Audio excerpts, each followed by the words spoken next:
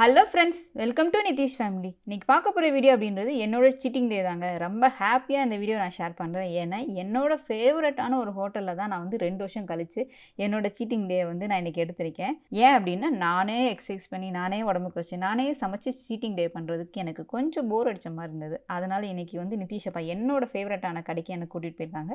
அதுக்கப்புறம் டின்னர் வந்து சூப்பரான ஒரு ஸ்டார் ஹோட்டலில் தான், சூப்பரான ஒரு 2 பிளேஸில் வந்து நான் செம்மையாக என்ஜாய் பண்ணியிருக்கேன் என்னோட சீட்டிங் டேவை. வாங்க அதை தான் இந்த வீடியோவில் பார்க்க போகிறோம். காலையில் இன்னைக்கு நான் போட்ட சுடிதார் அப்படின்றது இதுதான். செமையாக இருக்கு இல்லையா? இந்த சுடிதார் வந்து நான் மீஷோவில் தான் எடுத்தேன். மீஷோவில் வந்து 337 ரூபான்னு எடுத்தேன். நல்ல காட்டனாக இருக்குது. 3/4 ஹேண்டு, பின்னாடி அந்த நாட்டெல்லாம் இருந்துச்சு. ஹிப் சைஸ் வந்து நல்லா ரெடியூஸ் பண்ணி காமிக்கிறதுக்கு. நல்ல காட்டன், பயங்கர நைஸாக. இந்த ரேட்டுக்கு இது ஒருத்தான்னு கேட்டால் பயங்கர ஒருத்துனே சொல்லலாம். பட் என்னென்ன இந்த சுடிதார் போட்டு நான் போகலை. வேஸ்லேஷன் போடுறதுனால ஃபுல் ஹேண்டு தான் போட்டுட்டு போக முடியாது இல்லையா? அதனால ஹாஃப் ஹேண்ட் சின்ன கையாக இருக்கிற மாதிரி தான் போட்டுட்டு போனேன். வேறு பழைய சுடிதாரே மாற்றிட்டேன். அதுக்கப்புறம் ஊசி போட போனது நிதிஷ் அப்பாவோட ஆஃபீஸ் தான். டிஎல்எஃப்னு சொல்லி ராமாபுரத்தில் இருக்குது. மேக்ஸிமம் எல்லாத்துக்கும் ஐடியில் இருக்கவங்களுக்கு தெரியும். இது ஒரு ஐடி பார்க் தான். இங்கெல்லாம் வாக்கிங் போனால் செம்மையாக இருக்கும். நிதிஷ் அப்பா வந்து சாயந்தரம் ஆனால் இங்கே காஃபி குடிக்க கீழே வந்துட்டு வாக்கிங் போவாங்களா எல்லாருமே. அங்கேயும் வந்து கன்ஸ்ட்ரக்ஷன் ஒர்க் அங்கங்கே நடந்துக்கிட்டு இருந்தது. ஊசி போடுறதுக்கு ஃபார்மெல்லாம் ஃபில் பண்ணி ஆதார் கார்டு எல்லாம் ஃபில் பண்ணி கொடுத்துட்டு இருந்தோம். கொஞ்சம் வெயிட் பண்ணி தான் இது பண்ண மாதிரி இருந்தது. ஸோ எனக்கு ஊசி வந்து நிதிஷ் அப்பா கம்பெனி மூலியமாக தான் நாங்கள் போனோம். மியாட்டில் தான் வந்து ஊசி போடுறதுக்காக அங்கே கேம்ப் மாதிரி வச்சுருந்தாங்க. அங்கே தான் ஊசி போட்டிருந்தேன் நான் வந்து. ஊசி போடும்போது நிதிஷ்க்கு ரொம்ப சந்தோஷம். என்ன வேணால் சாப்பிடலாமாக்கா அப்படின்னு நிதிஷ் அவங்ககிட்ட ரொம்ப டீட்டெயிலாக கேட்டுட்டு இருந்தான். அவங்க எல்லாம் சாப்பிட்டுக்கலாம்ப்பா, ஒன்றும் பிரச்சனை இல்லை அப்படின்ட்டாங்க. நிதிஷ்க்கு ரொம்ப சந்தோஷம். எங்கள் வீட்டுக்கு திரும்பி போயிடுவோமோ அப்படின்ட்டு ஊசி போட்டோனையும். பட் எனக்கு ஃபீவர் எதுவும் வரல. ஊசி மட்டும் போட்டு அந்த இடம் மட்டும்தான் கொஞ்சம் வலிச்சது. கை வீங்கிட்டு இருந்தது லைட்டாக. ஊசி போட்ட உடனே வந்து பிபி செக் பண்ணாங்க, நார்மலாக இருக்கான்ட்டு. நார்மலாக தான் இருந்தது. அதுக்கப்புறமே நாங்கள் கிளம்பிட்டோம். டக்குன்னு கிளம்பி நிதிஷ் அப்பா ஆஃபீஸில் அங்கே கேண்டீன் இருக்கும் இல்லையா, ஃபுட் கோர்ட். அந்த ஃபுட் கோர்ட்டில் தான் வந்து கேப்பச்சினோ வாங்கி குடிக்கலாம் சொல்லி நிதிஷ் தான் சொன்னான். பேர் கேட்கணும்னு ரொம்ப ஆசையாக போய் வாங்கினேன். பார்த்தா நம்ம ஊர் நர்சூஸ் காஃபி, ஃபில்டர் காஃபி எப்படி இருக்குமோ அப்படியே தான் இருந்தது. என்ன கொஞ்சம் திக்காக இருந்தது பால். மேலே இந்த டிசைன் எல்லாம் போட்டு பாலை நல்லா அடித்து கொடுக்குறாங்க. அதுதான் ஒன்று, வேற ஒன்றும் இல்லை. நிதிஷ் வந்து ஹாட் சாக்லேட்னு சொல்லி வாங்கினான். செம்மையாக இருந்தது. அது நல்லா டேஸ்ட்டு. என்ன சாக்லேட்டு சுகர்னு சேர்க்கும்போது நல்லா இனிப்பாக நல்லா தானே இருக்கும். நல்லா சூடாக குடிக்கும்போது நல்லா தான் இருந்தது. கேப்பச்சினோ குடிச்சிட்டே நாங்கள் அப்படியே வலசரவாக்க இருக்க பிக் பஜார் தான் வந்தோம். மாரத்தானுக்கு வந்து எனக்கு ஷூ சரியில்லை, அதனால ஷூ வாங்கலாம் அப்படின்னு சொல்லி தான் இங்கே வந்தோம். அப்படியே கொஞ்சம் லெக்கிங்ஸு அதெல்லாம் ஒரு பார்வையிட்டு இருந்தான். பட் ஆனால் இங்கே ஷூ கலெக்ஷன் அந்த அளவுக்கு இல்லை. எதுவுமே எனக்கு செட் ஆகவே இல்லை. கடைசியில் வேறு வழி இல்லாமல் ஒன்று இருந்தது. அதுவுமே கொஞ்சம் கம்ஃபர்டபுளாக இல்லை, கொஞ்சம் டைட்டாக இருந்தது. ஆனால் ஷூ வந்து லைட் வெயிட்டாக செம்மையாக இருந்தது. எப்பவுமே நீங்கள் வந்து மாரத்தானுக்கு ஷூ எடுக்கிறீங்க அப்படின்னா மெயினாக பார்க்க வேண்டியது அதுதான். அடியில் இருக்க அந்த பகுதி வந்து நல்லா ரப்பிஷாக இருக்க மாதிரி இருக்கணும். குழியாக ரொம்ப வந்து நைஸாக இருந்துச்சுன்னா சீக்கிரமாக செருப்பு வந்து பிஞ்சிரும். இன்னொன்று ரொம்ப கனமாக இருந்தாலும் என்ன அப்படின்னா நம்மளால் ஓட முடியாது. அதோட வெயிட்டை நம்ம தாக்கிக்கிட்டு குதிங்கால் வலிக்கும், இல்லைன்னா கணுக்கால் கிட்ட வந்து வலிக்க ஆரம்பிச்சிடும். அதனால ஷூ போட்டிருக்கீங்க அப்படின்னா கொஞ்சம் வெயிட் இல்லாமல் பார்த்துக்கோங்க. அப்படின்னா தான் நம்மளுக்கு வந்து லாங்காக வந்து மாரத்தான் ரன் பண்ணும்போது நம்மளுக்கு வந்து பெயின் எதுவும் இல்லாமல் ரன் பண்ணுறதுக்கும் ரொம்ப ஈஸியாக நல்லாயிருக்கும். ரன் பண்ணணும் அப்படின்னு தோணும். நம்ம போடுற ஷூ வந்து ரொம்ப முக்கியமான ஒரு காரணமே சொல்லிடலாம். 50% ஆஃபரில் தான் நான் வந்து 1000 rupees சொல்லி இந்த ப்ளூ கலர் ஷூ தான் எடுத்தான். இந்த ஷூ ராக்கே ஒரு 4-5 தடவை சுற்றிக்கிட்டே இருந்திருப்பேன். கடைசி வரைக்கும் எடுக்குமா வேண்டாமான்னு யோசித்து அதுவே ஒரு அரை மணி நேரம் யோசித்து கடைசியாக தான் எடுத்தான். ரொம்ப நைஸாக சூப்பராக இருந்தது. போடுறதுக்கும் கரெக்டாக இருந்தது, கம்ஃபர்டபுளாக இருந்தது. அது மாதிரி உள்ளே போடும்போது பெருவிரல் அந்த இடம்லாம் வந்து விரல் வந்து அழுத்தாதபடி ஃப்ரீயாக இருக்கபடி தான் ஷூ எடுக்கணும். இல்லைன்னா அதுவும் பெயின் வந்துடும். அந்த பெருவிரல்லாம் வலிக்க ஆரம்பிச்சிச்சு அப்படின்னா நம்மளால் ஒன்றும் செய்ய முடியாது. அப்புறம் ஓடுறது வேஸ்ட் ஆகிடும். மாரத்தான் போகிறீங்க அப்படின்னா ஃபஸ்ட்டு வந்து ஷூ மஸ்ட்டு. அதை வந்து நல்லா பார்த்து வாங்கிக்கோங்க.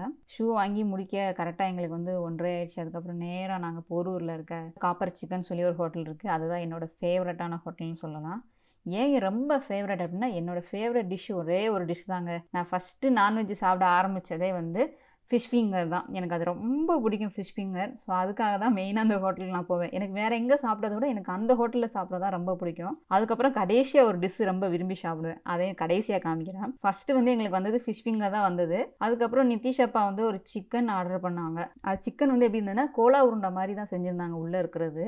அது மாதிரி அதுக்குள்ளே 2 லேயர் இருந்தது மேலே. அதெல்லாம் அவங்க தான் சாப்பிட்டாங்க, அதனால நம்மளுக்கு அதை பற்றி தெரியாது. வாழையிலே கிளி பொரோட்டான்னு சொல்லி நிதிஷ் அப்பா வாங்கினாங்க. நம்மளுக்கு அதெல்லாம் உள்ளே இறங்கவே இறங்காது ஒரு பீஸ் கூட. ஆனால் பட் நல்லா இருந்தது.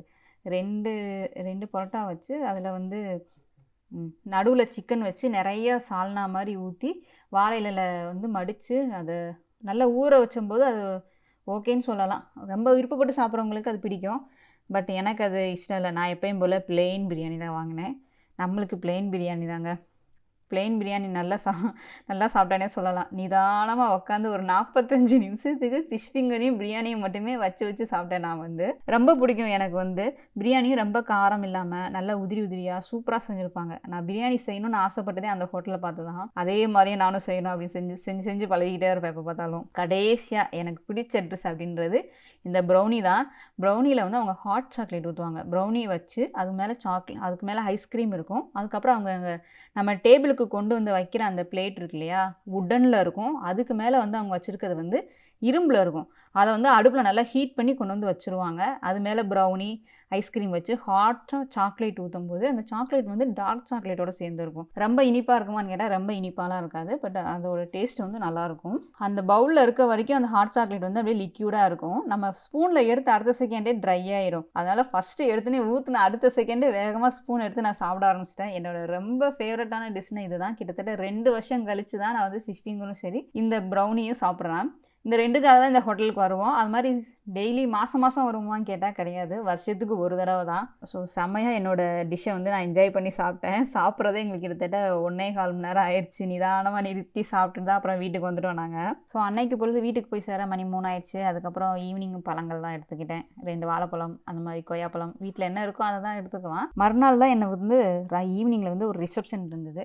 ஒரு ரிசப்ஷன் போகிறேன் அப்படின்னா, ஒரு ஃபங்க்ஷன் போகிறேன் அப்படின்னா நான் என்ன பண்ணுவேன், ஃபஸ்ட்டு 2 வேளைகள் வந்து சாப்பாடை எந்த அளவுக்கு குறைக்க முடியுமோ, இல்லைன்னா பழங்கள் மட்டும் எடுத்துக்குவேன். அப்படின்னா தான் கொஞ்சம் நல்லா சாப்பிட முடியும் அப்படின்ட்டு. பட்னியாக கிடந்து அங்கே போய் சாப்பிடலாமா அப்படின்னு கேட்டால் வேண்டாம். ஏன்னா நம்ம ரொம்ப பட்னியாக இருக்கும்போது அங்கே போய் ஒரு வாய் சாப்பாடு சாப்பிட்டோமே வயிறு ஃபுல்லாயிடும். நம்மளால எந்த ஃபுட்டுமே என்ஜாய் பண்ணிக்கவே முடியாது. அதுக்கு பெஸ்ட்டு வந்து பழங்கள் தான். 2 வேளை பழங்கள் காலையில் மத்தியானம் வந்து நாங்கள் சிம்பிளாக பழங்கள் மட்டும் எடுத்துக்கிட்டோம். பழம் சாப்பிடும்போது என்னென்னா நம்மளோட லிவர் வந்து ப்ளோட்டிங் கொண்டு வர விடாது அடுத்து நம்ம சாப்பாடு எடுக்கும்போது. அதான் மெயின் ரீசன், அதை மறந்துடாதீங்க. இதுக்கு முந்தின நாள்லாம் வந்து ப்ளூ கலர் சாரீ கட்டுற வீடியோ வந்து காமிச்சிருந்தேன். என்னென்னா இந்த ரிசப்ஷனுக்கு போகிறதுக்காக தான் அந்த சாரீ கட்டியிருந்தேன் நான். சிம்பிளான ஒரு சாரியும் ஒரு மேக்கப் தான்.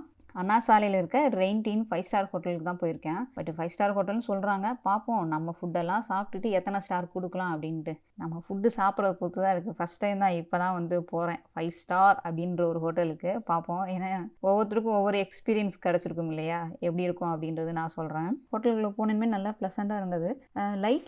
லைட் எல்லோ கலரில் போட்டிருந்தாங்க. அதனால ஏதோ குருட்டலுக்கு பாஞ்ச மாதிரியே நம்ம தேட வேண்டியதாக இருக்குது ஆளுங்களை. அந்த மாதிரி தான் இருந்தது.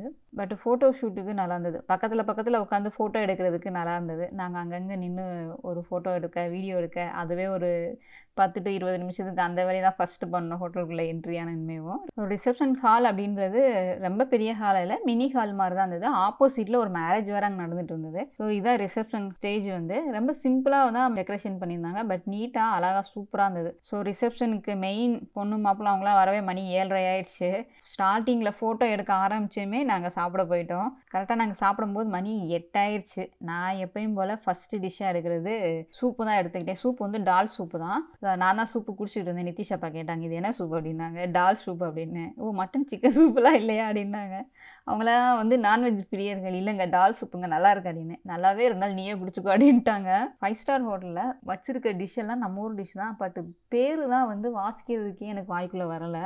இந்த டிஷ்ஷு தாங்க, இதை தாங்க மெயினாக சொல்லணும், ஃபோக்கஸ் பண்ணி காமிக்கிறேன். இதை நானும் நிதிஷ் என்ன நினச்சோம்னா பால் அல்வா அப்படின்னு நினச்சிட்டு ஒவ்வொரு ஸ்பூன் எடுத்து டெஸ்ட் பண்ணி பார்ப்போம். நல்லா இருந்துச்சுன்னா நிறையா சாப்பிடலாம் அப்படின்னு நினச்சோம். கடைசியில் பார்த்தா அது வந்து தேங்காய் சட்னிங்க. தேங்காவும் பொரிகளையும் மட்டும் அரைச்சி அப்படியே வச்சுருக்காங்க பச்சையாக. சாப்பிட்டு ஒரு வாய் சாப்பிட்டுட்டு அடடா இதை போய் ஏமாந்து போய் எடுத்துகிட்டு வந்துட்டோமே அப்படின்னு தான் தோணுச்சு நிதிஷ்க்கு எனக்கும். என் பிளேட்டில் பார்த்தீங்கன்னா மெயின் டிஷ்ஷே இருக்காது. அங்கே மெயின் டிஷ்ஷு அப்படின்றது என்னென்னா பிரியாணி இருந்தது, நான் இருந்தது, சாதம் இருந்தது. அதுக்கப்புறம் சைட் டிஷ் தான் வந்து நிறையா இருந்தது. பன்னீர் கிரேவி, பட்டாணி, கொடைமிளகாய் கிரேவி இருந்தது. அதுக்கப்புறம் வந்து கத்திரிக்காய், முழுசாக கத்திரிக்காய் போட்டு குழம்பு மாதிரி வச்சுருந்தாங்க. காளான் கிரேவி இருந்தது. நான் வந்து பிரியாணி நல்லா இருந்தது. பிரியாணி நல்லா உதிரியாக காரம் இல்லாமல் மீடியமாக இருந்தது, நல்லா இருந்தது. பட் நான் எனக்கு பிடிக்கவே இல்லை. நான் ரொம்ப சாஃப்டாக இருக்கும், பிச்சா கையில் வந்துடும். பார்த்தா இது வாயில் வச்சு கூட மெல்ல அந்தளவுக்கு பயங்கர ஹார்டாக இருந்தது. நாங்கள் 2 பேருமே அதை வச்சுட்டோம் கடைசியில் வேண்டாம் அப்படின்ட்டு. 4 சைட் டிஷ்ஷுமே சூப்பராக இருந்தது. பன்னீரும் சூப்பராக இருந்தது, காளானும் நல்லா இருந்தது. அடுத்து சாட் ஐட்டத்தில் வந்து தயிர் சாதம், கொஞ்சம் ஊறுகாய் எடுத்திருந்தேன், பாஸ்தா கொஞ்சமாக வச்சுருந்தேன். பாஸ்தாவில் வந்து எந்த ஒரு காயும் இல்லை, வெறுமனா பாஸ்தா மட்டும் லைட்டாக தான் வந்து மசாலாங்கள் போட்டிருந்தாங்க. பப்பட் ஒன்று எடுத்துகிட்டு வந்திருக்கேன். அதுக்கப்புறம் சேலட்டில் வந்து கேரட் இருந்தது, குக்கும்பர் இருந்தது, அதுக்கப்புறம் ஆனியன் வச்சுருந்தாங்க. அந்த தேங்காய் சட்னி சேர்ந்து அதை தான் நானும் நிதிஷ் டேஸ்ட் பார்த்துட்டு இருந்தோம். எங்கள் ஃபேஸ் ரியாக்ஷனே மாறிடுச்சு. அதுக்கப்புறம் பானிபூரி வந்து வச்சுருந்தாங்க. பானிபூரி மேலே லைட்டாக மசாலா வச்சு கொஞ்சமாக ஓமப்பொடி போட்டு வச்சுருந்தாங்க. அது ஒரு 2 எடுத்துகிட்டு வந்திருந்தேன். எப்பவுமே எங்கேயாவது ஹோட்டல் எங்கேயாவது இந்த மாதிரி சாப்பிட இடத்துக்கு போனேன்னா எல்லா டிஷ்ஷுமே எடுத்து டேஸ்ட் பார்க்கறதுக்காக கொஞ்சம் கொஞ்சம் எல்லாமே எடுத்து நான் சாப்பிட்ருவேன். எதையுமே விடவே மாட்டேன். ஒரு க்யூரியாசிட்டி இருக்கும் இல்லையா, எது எது எப்படி இருக்கும், நம்ம சமைக்கிறதும் அவங்க சமைக்கிறதுக்கு எப்படி இருக்குது அப்படின்ட்டு. பட் இதில் வந்து ஆயிலெலாம் ரொம்ப கம்மியாக தான் யூஸ் பண்ணியிருந்தாங்க. ரொம்ப ஆயிலாக இருக்குது அப்படின்னு சொல்கிற அளவுக்கு எதுவுமே ஆயிலே கிடையாது. ஆயில் கம்மியாக இருந்தது. அதே அளவுக்கு டேஸ்ட்டும் ஓகே அப்படின்னு தான் சொல்லலாம். அதுக்கப்புறம் கடைசா ஸ்வீட் ஐட்டம் தான் கேரட் அல்வா. நான் எல்லாமே 1 டேபிள் ஸ்பூன் அளவுக்கு தான் எடுத்தேன். அதுக்கப்புறம் பிரெட் அல்வா. ஐஸ்கிரீம் வந்து வெண்ணிலா தான் 1 கியூப் வச்சுருந்தாங்க. அது மேலே டார்க் சாக்லேட் ஊற்றி சாக்லேட் கியூப்ஸும் போட்டிருந்தாங்க. ஸோ அதையும் விட்டு வைக்கல, அதையும் சாப்பிட்டாச்சு. நான் சாப்பிட்டு முடிச்சேனுமே இதை தான் தேடினேன், என்னடா உன்னி ஸ்வீட் எதுவும் கொடுக்காம இருக்காங்களே அப்படின்ட்டு. கேரட் அல்வா சூப்பராக இருந்தது, எனக்கு ரொம்ப பிடிச்சிருந்தது. மைல்டாக வந்து ஸ்வீட் போட்டிருந்தாங்க. செம்மையாக சாப்பிட்டேன். 3 பிளேட் அப்படின்றது கொஞ்சம் கொஞ்சம் எல்லாம் எடுத்தாலும் 3 பிளேட் அளவுக்கு நல்லா வயிறு திருப்தியாக சாப்பிட்டேன்னே சொல்லிடலாம். வீட்டுக்கு வந்துட்டு எப்பவுமே சுடுதண்ணி குடிக்கிற பழக்கத்தை வச்சுக்கோங்க. இந்த மாதிரி ஹெவியாக சாப்பிட்டேனே 1 மணி நேரம் கழிச்சு நாங்கள் வீட்டுக்கு கிளம்பும்போது மணி வந்து 9:30 ஆயிடுச்சு. என்னோட சீட்டிங் டே அப்படின்றது நாளும் சரி மறுநாளும் சரி நான் செம்மையாக என்ஜாய் பண்ணி சாப்பிட்டேன். விருப்பப்பட்டு பிடிச்சு சாப்பிட்டது தான். ஸோ அடுத்து வந்து இதே மாதிரி தான் என்னோட டயட் ஃபுட்டையும் விருப்பப்பட்டு பிடிச்சு தான் சாப்பிடுவேன். ஸோ இருக்கிற நேரத்தை, இருக்கிற சமயத்தை, இருக்கிற ஃபுட்டை செம்மையாக என்ஜாய் பண்ணேன். அதே மாதிரி 5 ஸ்டார் ஹோட்டல் ரேட்டிங் கொடுக்க வேணாமா? 5 ஸ்டார் ஹோட்டல் சூப்பராக இருந்தது. ஹோட்டலுக்கு 5 ஸ்டார் கொடுத்துடலாம். பட் ஃபுட்டுக்கு 3 ஸ்டார் தான். மேபி எனக்கு ஒரு விஷயம் என்ன பிடிச்சிருந்தேன்னா ரொம்ப ஆயில் இல்லாமல் நல்லா செஞ்சுருந்தாங்க. அது ரொம்ப பிடிச்சிருந்தது. நான் வந்து செம்மையாக என்ஜாய் பண்ணிட்டேன் என்னோட சீட்டிங் டே. அதே மாதிரி இந்த வீடியோவில் நீங்களும் என்ஜாய் பண்ணியிருப்பீங்க அப்படின்னு நினைக்கிறேன். இப்போ இந்த வீடியோ உங்களுக்கு பிடிச்சிருந்தா லைக் பண்ணுங்கள், ஷேர் பண்ணுங்கள். தென் உங்களுக்கு கருத்துக்களை கமெண்ட் பண்ணிக்கோங்க. மீண்டும் நாளை ஒரு vlog-இல் சந்திக்கலாம்.